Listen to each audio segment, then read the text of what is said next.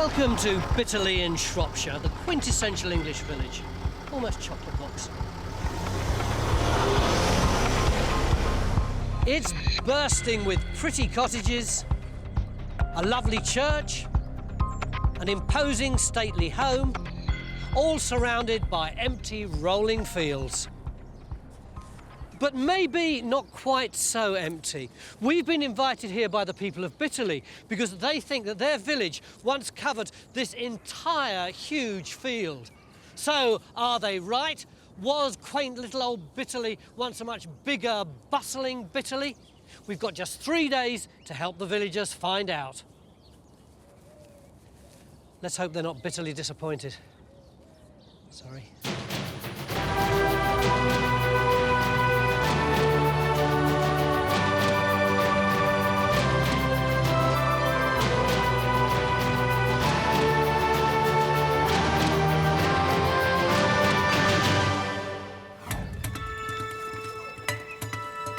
The village of Bitterley. A sleepy, tranquil kind of place. Well, normally a sleepy, tranquil kind of place, but with Time Team around, you must be joking. Beautiful morning, isn't it? Just the right sort of conditions for digging holes. Lying 4 miles northwest of Ludlow in the county of Shropshire, Bitterley's first mentioned in the Domesday Book, giving it a history dating back at least 1,000 years. And it's this history the villagers are keen to uncover, and I mean really keen. 9 o'clock day one, and the whole village is already turned out, tooled up, all itching to help us launch a full-scale attack. So you need your clipboard, John. Spurred on by June Buckhard, village resident and the leader of the Young Archeology Club, they've joined forces with us. And they'll be honeycombing the village with as many test pits as possible. By the time they've finished, Bitterley won't have any more secrets to hide. It's bedlam down there. You wouldn't have thought that a little village could contain so many people. But why do they think that their village, which is, what, about almost a mile away, was originally up here? Well, you look around town at what we've got in this field. You've been doing this long enough to have an opinion as to what this lot is. Well, I must admit, I am standing on some rather gnarled-looking lumps and bumps here. Yeah. Does the phrase deserted medieval village ring very accurate? Absolutely. It looks like medieval settlement remains. You've already put a trench in, haven't you? We have, Come on, let's have a look at it. Sort of. In a very amateurish way. What did you find? A bag full of pottery. All of it dated very reliably to between 11 and 1300. Oh, that's medieval, isn't it? Very so interesting, yeah. everything medieval. Yeah. What do we do with this trench now? We need to see if there's a building here. So we'll turn this trench probably 3 or 4 times the area into an area excavation. What about down there where the village currently is? If we dig test pits in the existing village and those test pits have got nothing in them earlier than, let's say, 1500, 1600, something like that, it'll begin to look as if that village is later. So we'll start off test pitting down there, and over here we extend your trench. Yeah. Oh, yes, please. Yeah. So this is trench 1.5 now? This is trench 1.5, yes. So we're putting in our first trench, trench 1, over the villagers' existing trench. Although they found medieval pottery, they didn't manage to identify any houses. So by expanding their trench, we're hoping to find out whether the lumps and bumps and pottery really are the remains of an earlier Bitterley. And Phil's hardly scratched the surface before he's got some results. Ian! Hang on a minute. Mick, Tony.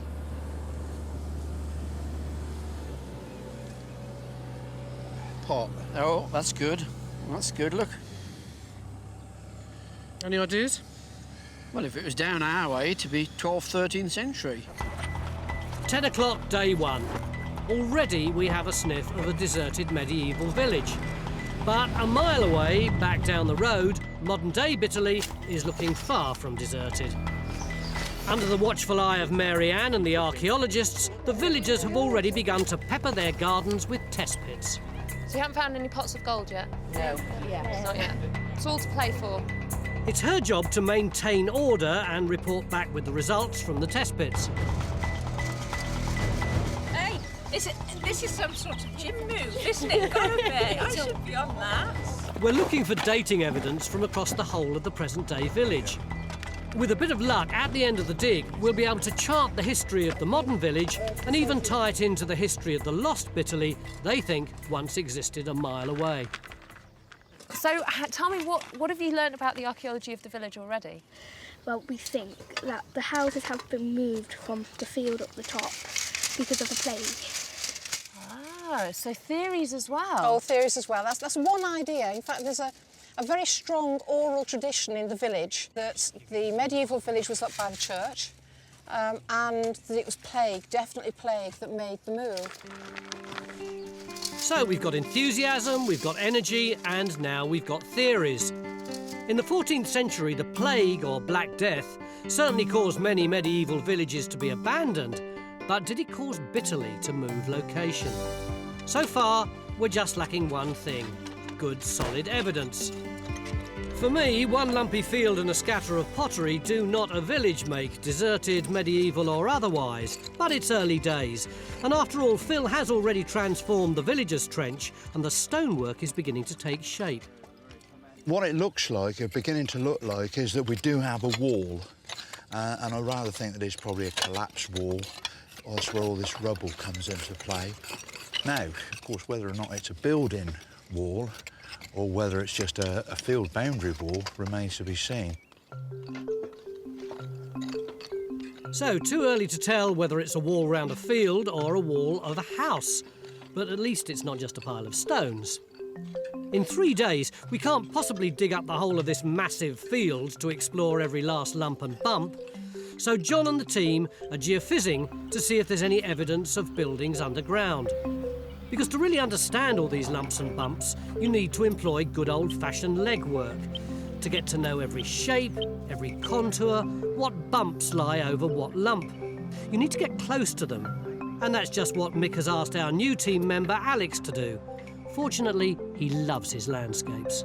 There's just so much going on in this field. It's going to be quite something to try and take all of this in and report back on this.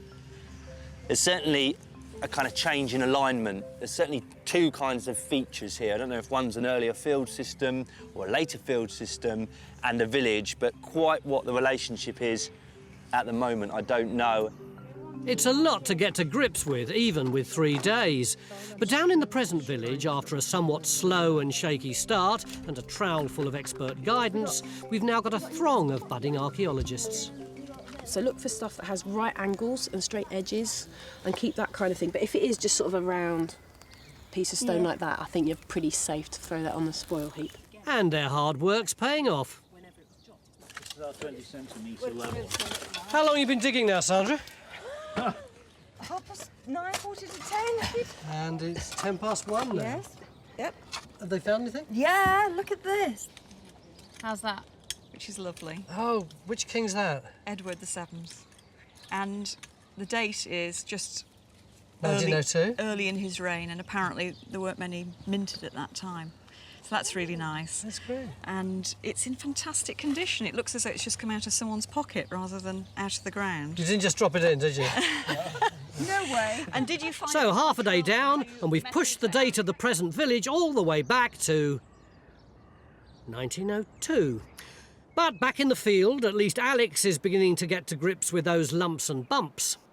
So what have you found then, Alex? You come up with anything? Yeah, I think I have. We've got what I think is an arrangement of buildings. All right. And that's essentially because these parch marks, if we go over here... Oh, crikey, yes. You look at this, you know, it's just that bit drier, and that's telling us that there are stones underneath. And there are stones here as well, aren't there? Yeah, we've got stones here. Coming out of the grass. In fact, you can see stones all over the place, can't you? There's a load sticking out here, look. This almost looks like a wall here, doesn't it? Yep. I mean, that's, there's obviously some structure there, isn't there? We've got a platform that feasibly comes down as far as here. That's right. And it's the way it relates to the end of this terrace. And you've got more stone walls buried. Yeah, so we've got something here. Also, we've got a couple of linears going through there converging, which may be some kind of trackway, and we've got what look to be platforms on the other side of that. So I wouldn't say village, but it certainly No. looks like we've got some buildings here. It might be a couple of farmsteads or something. Let's go and organise the machines because I think we should get cracking on this straight away. Fingers crossed this could turn out to be some evidence of settlement. To find out, we're putting in a second trench. And if these lumps do turn out to be the walls of medieval houses, and if Phil's wall also plays ball, then, well, maybe the villagers' theories are right. Maybe Bitterley did move because of the plague. Maybe we've nearly sorted it. But then again, given mixed views on so-called local knowledge, maybe not. Aston's first law of local research says that the local version is invariably wrong. Oh, I don't think the villagers would like that. But Aston's second law of local research is that whatever they tell you is probably right. Right? You have to balance up what they tell you, really. But if their theory is wrong, and Yeah. this wasn't a village that was decimated by the Black Death, Yeah. what could have caused it to collapse, if in fact it did? There's a whole series of later reasons. I mean, the most obvious one is in the 15th and 16th century, there's a changeover from arable farming to pasture farming. You don't need as many people for that, and people are either evicted or they drift away and go elsewhere. Another common reason, especially with a big house like this, is looking out. They don't want a load of hovels in the front, so they knock them down and clear the space in front of them. I like the idea that we're exposing the dreadfulness of the landowner and getting rid of all the peasants so he can have a nice view. Sent them yonder to the village. Yeah. They're working. But whether this phantom village died out because of the plague or whether it was down to hovel clearances is all still up in the air. At the end of day one, the question is, have we yet got enough evidence to show that there ever was a village in this field at all? Right now, there's only one man able to answer that. Hey up, Phil, you're enjoying this, aren't you? Absolutely, Tony. Oh, it's a superb day, isn't it? Yeah. Sun's out, nice bit of digging, and a thirst. I could do with a pint at the end of the day. Ah, I've got news for you. What? The village doesn't have a pub. A village that doesn't have a pub? Yep. What sort of a village is this? You've got to have a pub. Maybe that's why it disappeared. Yeah, a deserted modern village. I think they've all gone somewhere else for a pint. Have we got a bit of a village up here? Not in this trench, no, I don't think we have. Well, you've got an awful lot of stone, haven't you? Ah, but just because we've got a wall, and I'm sure we've got a wall, doesn't mean to say we've got a building and a village. I think we do have a wall. I think it's a wall that goes around the edge of a field. And you can see it, actually, they had it in the bottom of their trench. Look, there's one face of it there, and you can see there's those two big stones up by the side of it. It is a bit disappointing, isn't it? There's still plenty of mileage in this trench yet. We've got to actually take off some of this rubble and then we go down to the soil below that. Who knows? There might be a medieval village there. Might. But there's still no pub in the village.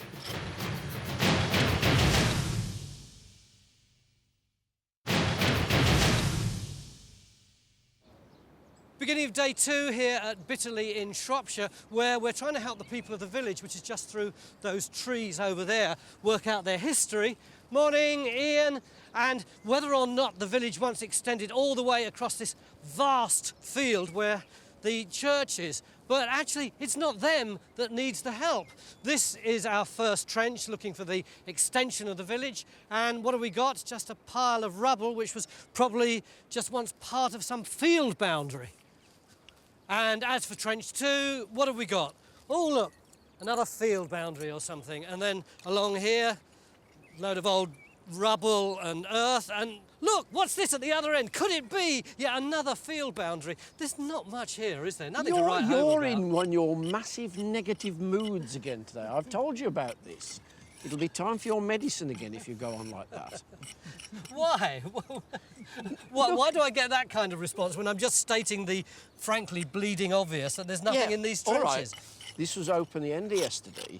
We've taken the topsoil off. Trace is still cleaning. We don't know what's in here. If this is all the same structure, look, back to here, that can't be just a field wall. Michael. Oh.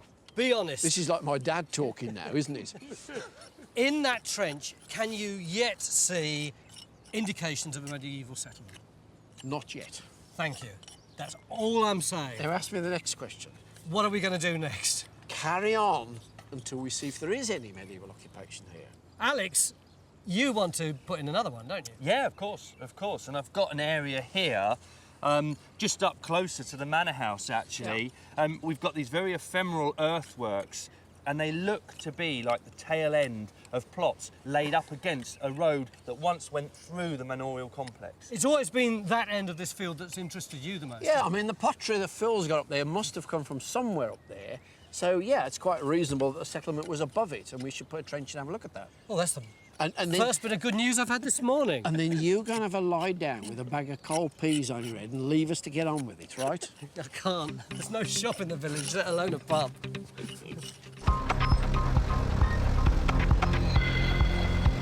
So let's hope it's third time lucky, as we're opening yet another trench in the field to see if we can find any evidence of a settlement up here. Alex thinks that the earthworks here absolutely shout buried walls of houses. Like I haven't heard that one before.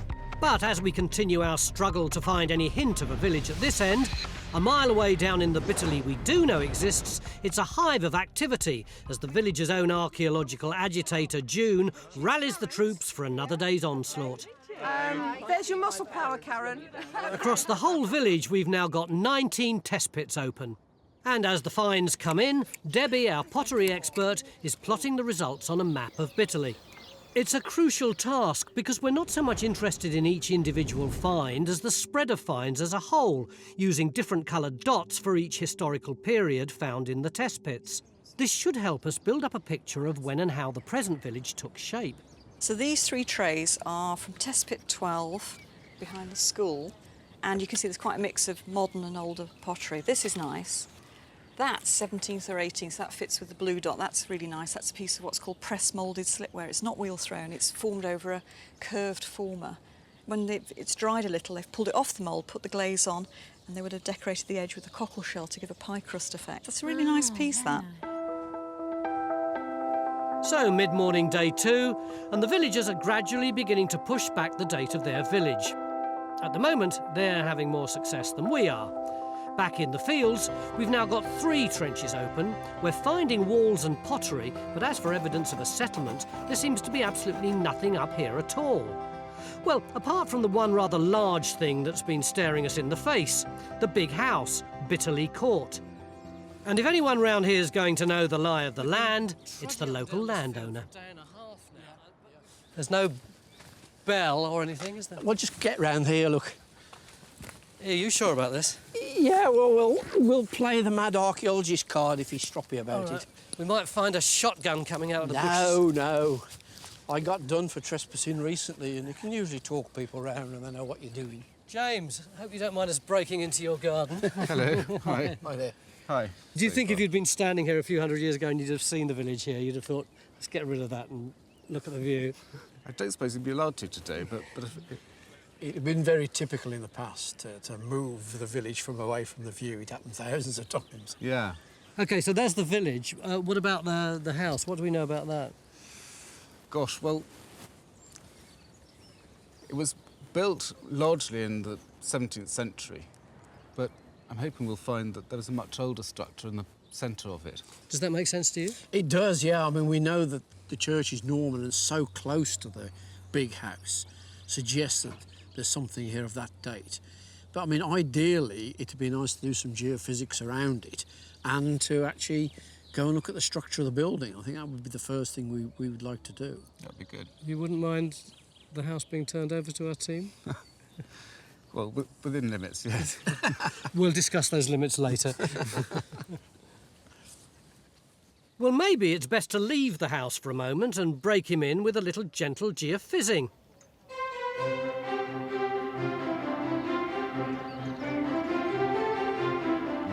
I just hope James is as carefree about his lawn as the rest of Bitterley's residents.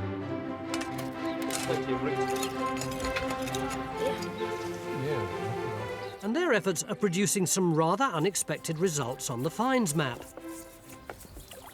first glance at that, I thought it does look like pottery. It's very, very fragile and damaged. So that might be a piece of medieval pottery. What colour have you chosen for medieval? Medieval is yellow. I'd put a yellow dot down there at number 2. So, Deb, in terms of my key yellow dots, I've got a definite one here and 2 questionable ones here. Yeah. I thought that the theory was that nothing was going on here in the village itself in medieval times. It was all happening in the field by Bitterley Court. As you know, some of these trenches have started today and we haven't seen the finds processed yet, so it's going to be quite exciting to see how it develops. Well, I'd love to know how it's all going to turn out, because like Mary Ann, I thought that medieval Bitterley was situated up in those fields, and for some reason it died out and the village moved down here to its present location. But now we've got medieval pottery down here and up there, one big medieval village. That is, and I'll say it again, if we ever find any evidence of buildings in that field. Have a look in here. Oh. This is the Bitterley Court estate box. We've got some fantastic old seals on some of them. Right, OK. But the one that's probably most interesting for you is this old estate book.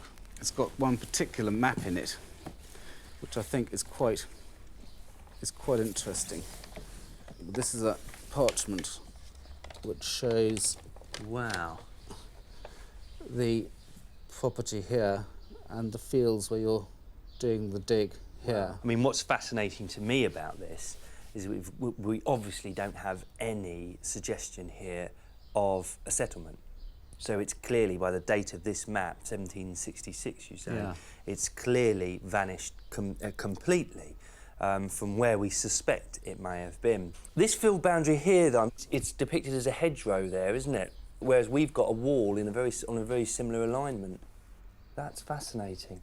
Yes, it is fascinating. James's map shows no evidence of the village, strong evidence that the wall Phil's been working on for a day and a half is nothing more than a field boundary. But then if it is, where does all the pottery come from? This is fine for a bog-standard medieval settlement. The stuff isn't very worn. You've got quite fresh breaks on the pottery. This is deposited quite near to where it was used. What about the stuff that you'd expect to find with the pottery, the bone and the burnt wood and stuff? We haven't got any of that. That's quite odd. I mean, that absolutely. You would expect that if it was a village, they would have been eating animals, they would have been rearing, they would have been burning stuff. There is no charcoal, there's certainly no bone. I don't know whether it's the acidity of the soil, but there's not a scrap of it. This is really strange to me. We've got evidence of some kind of medieval occupation from this pot, but there's nothing else to go with it. We can't find any structures. There really isn't very much here at all. Where's the village?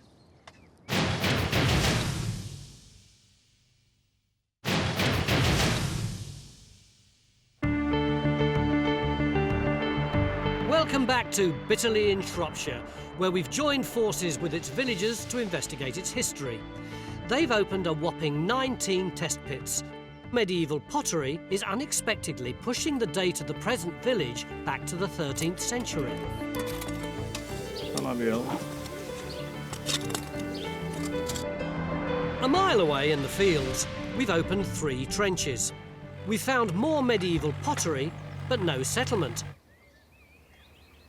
In fact, so far, the only identifiable medieval building that we've got round here is the Norman church. Oh,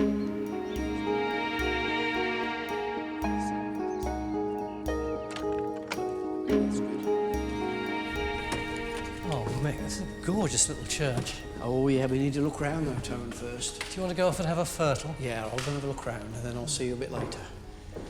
James, the first thing that is obvious to me is all these Walcotts. Eliza Walcott, Charles Walcott, John Walcott. Who are they? A very old Shropshire family who I always used to be very rude about because they increasingly hit on bad times. My story was always that they lost all their money because they drank too much. But I was looking through some family papers and I discovered that all these people are actually my great-great-great-grandparents. So it's a tragedy rather than a travesty now. Yeah, exactly. So I have to be polite about them now. Mick, how are you getting on? Oh, very good. Got anything good? Oh, yes. Come down here and have a look. All right. Isn't that a gem? How old do you reckon that is? Well, I think it must be Norman. It's the font, isn't it, where the baptism It's the font where the baptism takes place, and it's lead-lined. Look, they've put a lead sheet inside it. But around the edge, you see, it has these little arches, just like a Norman arcade in a castle or a monastery or something like that, with the pillars. Does it tell us anything? It does. It tells us something about the status of the church at that time, because only places that were by the parish churches or minsters could have carried out baptism. So it tells us there's a proper church here at that date. So if it was a working parish church, yeah, there must have been a working parish here. Yeah, this church is serving a community. One of the things it does is baptise all the infants as they come along. But it's a 25-miler, that is. What do you mean by that? It's worth coming 25 miles to see that. Well, Mick might travel 25 miles to visit a font, but I bet the medieval inhabitants didn't. My money's on them having lived somewhere near the church. Question is, where exactly? Phil's refusing to give up on trench 1.5, but it's not looking very promising. Not a hint of anything, is there? No. And trench 2 is looking, or should I say smelling, like it was just a cow byre. But Alex's punt on trench 3, where Matt's been digging, might actually be paying off. So this is looking like the kind of stuff then you'd expect on an abandoned village site. Yes, yeah. You've got a lot of stones here though, so is this walls, floors, or just overburden, natural? Well, I think these may well have been forming barriers maybe between plots, you know, that you recognise. But it's a sniff though. There's an aura of medieval stuff going on. Good. So at last the trace of a village. But exactly how big was it? John's devised a shrewd, though somewhat lazy way to find out, scanning every contour to create a 3D topographical map and sort out house from hump once and for all. Back at the present village, we've also found evidence of medieval activity. If these two areas were once joined together, Bitterley may have been more like a medieval metropolis. So in the hunt for further clues, we've begun a house-to-house search. Architectural expert Richard K. Morris looks for different styles of construction. He believes this is the village's oldest standing building, dating to the 16th century. So we've put in a test pit in its garden, and we've found not just pottery, but the possible hint of an earlier structure. I mean, in my experience of test pits, all the best stuff is under the cobbling on there. Well, exactly. So that's the issue, is we don't actually have any dating evidence. But let's not extend it. Let's just take it down a bit further. Okay. Until... Do you want to do another one somewhere? I'd like to do that if they wouldn't mind.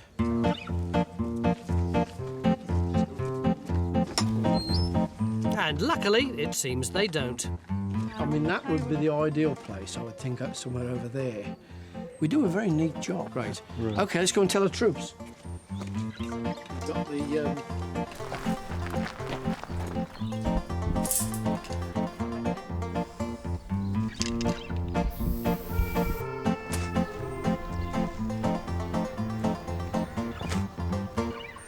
It's not actually very sharp. So, mid-afternoon madness, day 2. We're not so much digging in the village, but digging up the village to find out how big Bitterley was. Watching all you poor folks sweat in the sun, and I feel like some kind of feudal lady going, yes, dig another hole. And June, well, she seems quite at home as archaeological supervisor. Good. I think that is a grade A #1 stone. Sorry, Natasha. All right then, thank you. As for our illustrious professor, no, I can't believe it either. He's actually getting his hands dirty for once. Cool, Mick, this must be the first time in 10 years that I've seen you on your hands and knees. 20 years. That's the last time you did any troweling, is it? No, the last time I did any troweling was last weekend. Because I dig 3 of these a week at home, you see. You do love your test pits, I do love my test pits. Why did you choose... This is your particular choice, isn't it? Yes. This is like the desert island discs. Absolutely. Of test pits. Why did you choose this one? If that's got medieval stuff, it'll show there was something here before the house was built. So we'll know there was a medieval structure or medieval farm before the present house was built. So we need him to trowel as slowly as he can while trowelling as quickly as you can. Well, I was going to say, I don't recognise that word slow at all. I thought you were going to help. No, I'm off to the next test pit. Nearly the end of day 2, and while it's still a frenzy of activity down here, back at the field, everyone's packed up. Well, nearly everyone anyway, because Matt's made a rather interesting find. This is all from this end of the trench, maybe the first 2 or 3 metres. Yeah. There you go, 12th, 13th century. That seems very familiar. But down at the bottom, at the other end, we had this. Ah, no, that is not so familiar. That's a lovely piece of floor tile. Yep. You got any date for it? I think it's about 13th century. And it is interesting that as we're getting towards the church and towards the big house, the quality of the finds is going up. Tell you what, I'd like to put a trench up there. In the garden. Look, there's no one around for us, we just do it now. Got the digger. Down tools at once, guys. Mick makes the decisions here. And anyway, I've got something to keep you out of mischief. Well, Phil, there may not ever have been a pub in Bitterley. You said there wasn't. But there is now. The Phil's Head. What is that? It's your own little treat. You go off and have a drink. What is that? Is it a reasonable price? To you, free. Thank you very much. That is a very reasonable price. I shall have to put the word in with a lot of landlords to adopt your pricing scheme. It's been a funny old day, isn't it? It's been great, hasn't it? No. It's been So, confusing. We're scratching our absolutely. heads. What's the confusion then?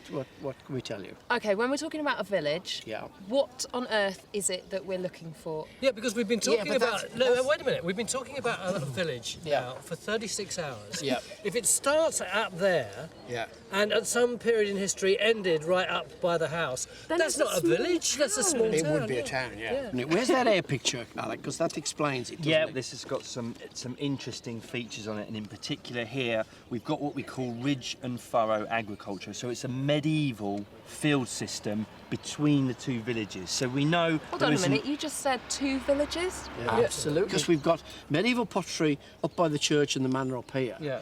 We've got medieval pottery in the test pits down here now. But they can't be continuous settlement because of the ridge and furrow. So there must be 2 centres of medieval settlement. So when we've been talking about the village of Bitterley, we should have been talking about possibly the 2 villages of Absolutely. Bitterley. Why didn't you tell us before? Well, because we've only known that since the test pits this afternoon. Hang on a minute, also, if there's a church up here by Bitterley Court Yeah. and it's a parish church, why isn't it near the people? Yeah. Well, there might have been another one down there originally. So there's not one Bitterley, there's 2 Bitterleys, and there's not one church, there's... There could be 2. Oh. Yeah. On that bombshell, let's have a drink and... Really exciting, isn't it? No, it's highly confusing. Why didn't you tell us before? Well, if I'd have told you, you wouldn't have invited us to have the beer, would you? Oh, drink your Bitterley and go home.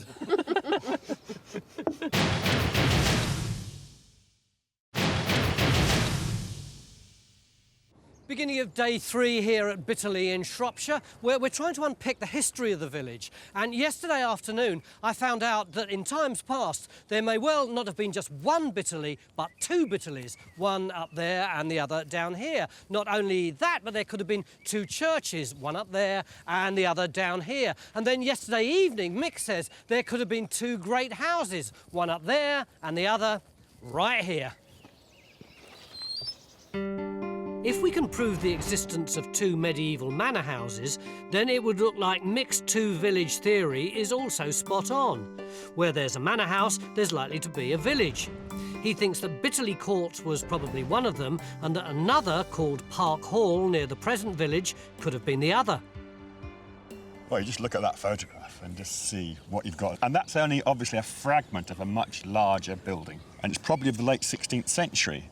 So did this survive till fairly recently, if there's a photograph? It was taken down, pulled down in the 1950s. That is that? That's that lump, yes. But it's interesting that it's on what is probably an earlier site, isn't it? Because you can see here, look, Tony, there's the arms of a moat going around 3 sides of this, which suggests it's a medieval site that this thing's plonked on. Well, that would be more significant for us and the story of Bitterley, wouldn't it? Yeah, but it's a scheduled ancient monument. Does that mean we can't put a trench in? We haven't got permission to dig here, but there would have almost certainly have been a 4th arm to this moat. You know, it's unlikely to be just that shape.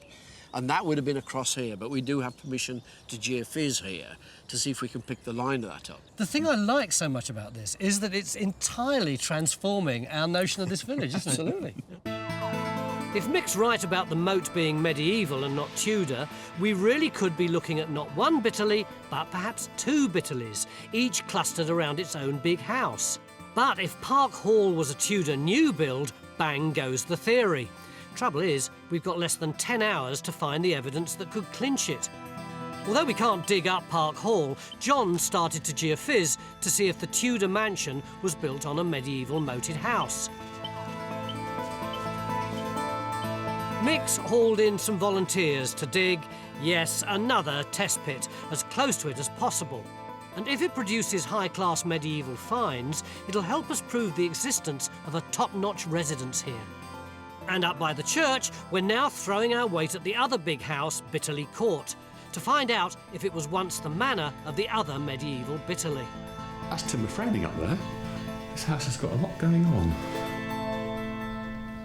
All quite promising, but since we obviously can't dig up this big house either, Phil's finally got his way, putting in a trench right next to it to see if it too has medieval origins. And although the big guns are now focused on the big houses, the villagers, well, they're still happily digging away at their test pits. Because if there was a big house down here, it's still the villagers' test pits that will establish whether the village grew up around it. Archaeology isn't supposed to be fun, you know. It's really exciting. What are you doing? Lots of bits of clay. What? No, tell me what you've got.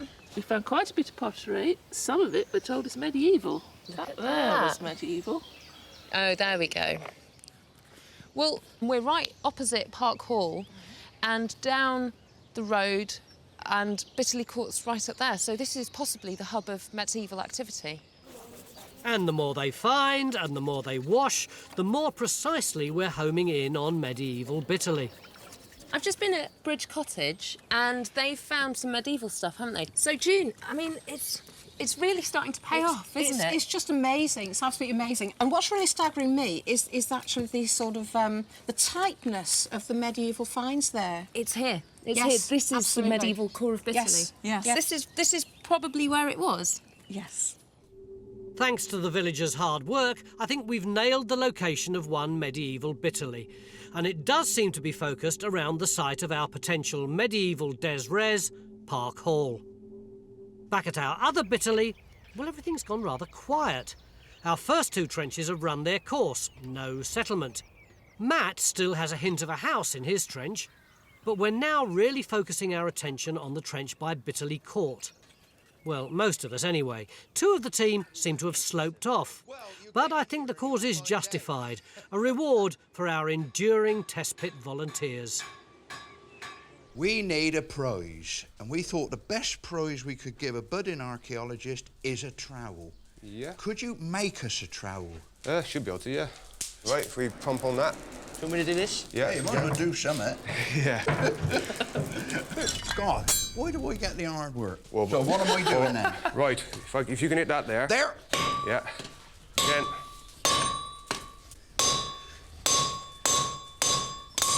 Okay, right, we'll have a bit more heat. Well, that does make you warm up. That does, yeah. Just you remember, this trowel isn't for you. But you've got to remember, I'm still in the contest. I'd be very competitive over this, you know. No, Phil, this is a prize for the villagers. But then he's not the only member of the team who seems to think he deserves a little something. Show me the archaeology. What's going on? Go over to the table over there, look. So we've got all this stuff from the top of that hole there. Is that medieval? I mean, this was lovely. Everybody said, oh, it's stone, chuck it away. My pot washers, right, washed it. And, of course, once it's washed, you can see the fabric. It is actually a piece of pottery. You can see the curve. And it's a big piece, and it's freshly broken. That hasn't gone very far. So we're on the site of where somebody's living in the 12th, 13th, 14th century. And is this fancy stuff? Can we get an idea of the status? Oh, this is peasant stuff. This is This is the big standard. pot of pottage sitting there months on end on the hearth while you chuck more beans into it, more onions. And then it gets ferments a bit. More brassicas. Do you get the impression of what a medieval house was like? With people eating this stuff Full of day wind, after day after day. I think Yeah, they full of stunk. wind, They yes. stunk as bad as their animals. Think student life when you're Yes. trying to economise. An unpleasantly vivid picture, Mick. But I thought we were trying to find a luxury medieval home. If there was one, its owners seem to have had a few grotty neighbours right on their doorstep. A mile away along the road at the other village, we've been carrying out the same strategy, with a trench right by Bitterley Court. Phil's got some results. Right, Phil, we've got bated breath. What have you found? I am intrigued by what looks to me like a piece of roof tile. I'm sure it's not pot. And Richard, being an expert on matters architectural, I'd like his opinion. It certainly looks like a glazed ridge tile, the bit that goes on the very top. And this is a point that's been cut off, perhaps. So you'd have that typical dragon back kind of thing on the ridge. If so, that's from a very high status building, what, 13th, 14th century? But it's pretty tenuous evidence, isn't it? Is it so accidental that from this trench, which was deliberately put in to be as close to the big house and to the church as we could, is it so accidental that this is the one place where we get evidence of a building with a high status roof? I still think this could be very significant. I'm pinning my hopes on this. So, afternoon day 3, our two-village theory is still looking good. Evidence that Bitterley Court had medieval origins and that there were some associated buildings nearby.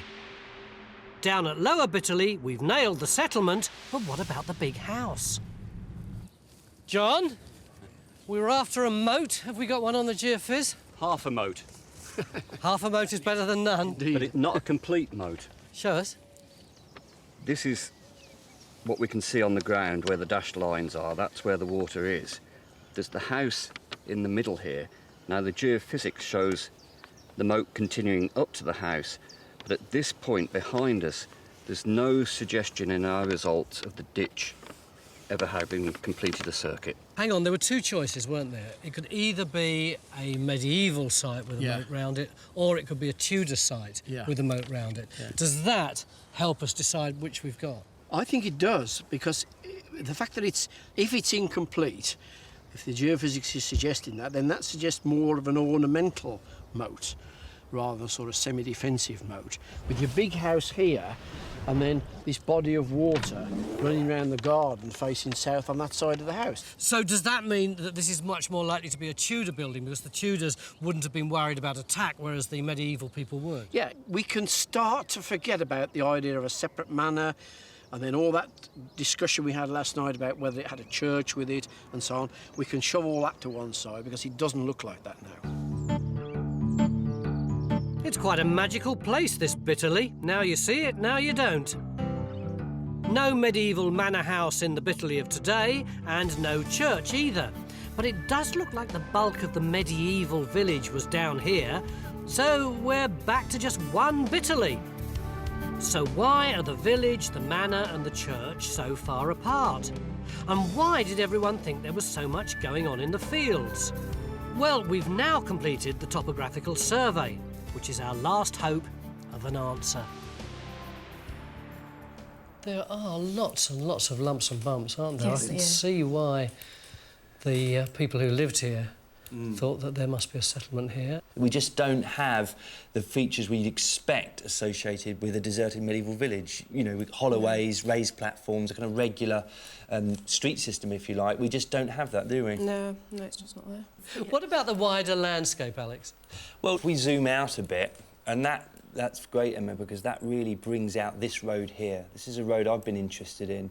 It's on a north-south alignment. It goes all the way down to Tenbury Wells to the south, and it goes all the way north up to Wenlock Edge. And that, I think, is it's a Saxon route, if not earlier. It could be prehistoric.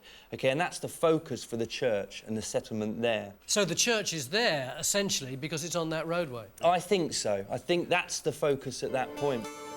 So it does seem that in the 11th century, Bitterley grew up along the main road, with a church, a manor, and a few houses around them and a few more down here. Alex even thinks that road could have been an ancient trackway. Judging by the lack of pottery we found after the 14th century, it looks as though Bitterley was hit by the Black Death, which is what our villagers thought, but it wasn't completely obliterated. Instead, the surviving village began to flourish down here at its present site and disappeared completely from the fields by the house.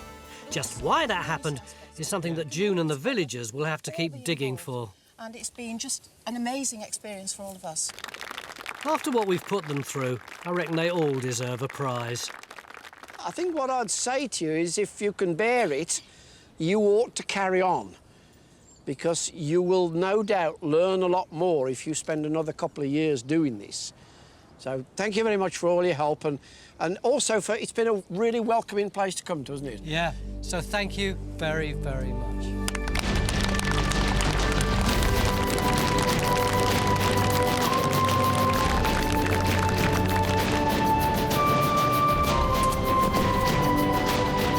There's your muscle power, Karen. OK.